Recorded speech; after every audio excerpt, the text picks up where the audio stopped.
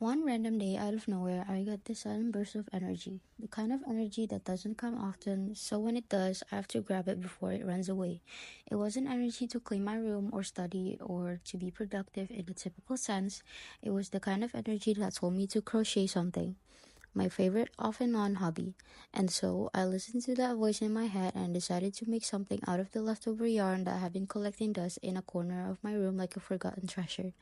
I didn't want to go big, so I picked something simple and fun, an orchid. Not a real one, obviously, a crochet version. A little flower back charm that could hang in a tote or a purse or a backpack. I found a free tutorial on YouTube on how to make it.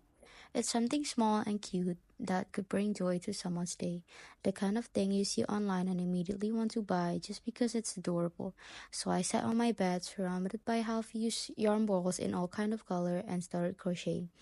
My fingers were a bit rusty, but once I got into the rhythm, it felt nice, therapeutic even. I wasn't thinking about anything else, just the yarn, the hook, the stitches, and the slow but satisfying formation of petals. It took me a few hours, but when I finished it, the result was this tiny orchid charm. It was cute and pretty, and I was actually proud of how it turned out. And of course, as soon as I saw how cute it looked, I thought maybe I could sell this. The people love cute things. Bag charms are all over the place right now, and everyone's decorating their tote bag with plushies, mini pouches, keychain, and anything that makes it look more like them. So I thought if I make more of these, I could sell them and maybe I could get rich very quickly. I'm not saying I thought I became a millionaire overnight, or maybe I kinda did. I imagined it.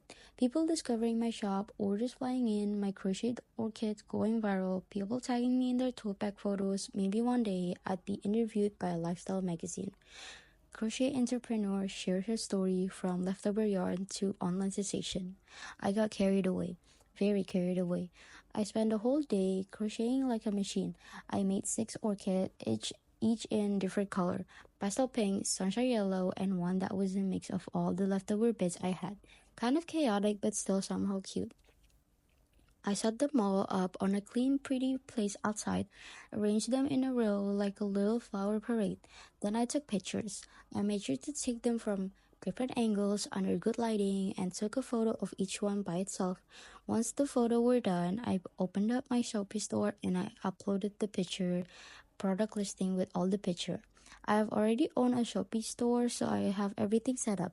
I priced them not too cheap and not too expensive, just enough to cover the yarn, the time, and a bit of profit.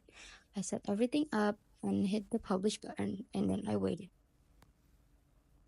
I refreshed the app every 15 minutes for the first few hours. No notification, no order, no likes, no follows. I thought to myself, maybe it just takes time.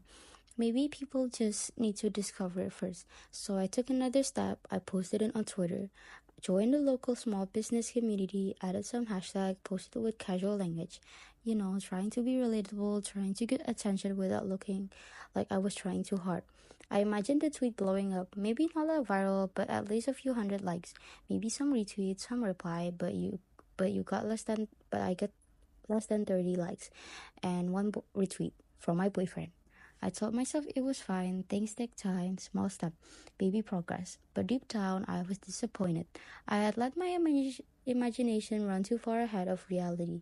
I had pictured myself swimming in orders and packing little bag with thank you notes and getting excited things from my phone. Instead, I was sitting on my bed staring at six little orchids that no one wanted. They sat quietly on my desk looking beautiful and useless, like me at that moment. I started to doubt myself. For a while, I let the shop just sit there and no new listing, no new tweet. I thought maybe it's not meant to be.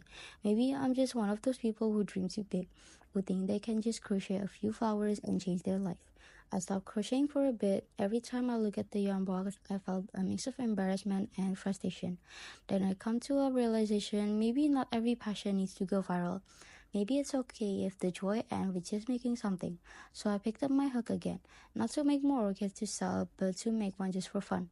I picked a new color, decorated with marker for a pop of color, and I enjoyed it. I didn't care if I would sell it or not. It's just that I like watching it come together. I like the quiet time it gave me. I know now that expectation can be tricky. They make you believe in illusion, and when reality doesn't meet them, it hurts. But sometimes the reality is just slower, gentler, and maybe that's okay. Now, I don't expect anything anymore. I just make them when I feel like it. I just try to enjoy the process, and so I failed getting reach. But not yet, at least. But I learned to appreciate the work that goes into being a seller, the time, the hope, the patience. Every time on Shopee or TikTok or Instagram that someone's effort, someone weaves stitch into yarn or sewn into fabric or baked into a cookie, I see them differently now. And who knows, maybe one day the orchid charm will get discovered by someone with a big platform. Maybe a TikTok will go viral. Maybe someday I'll get more orders than I can handle. But for now, I'm content. And even if no one ever buys them, they're proof that I tried, and that honestly is more than enough.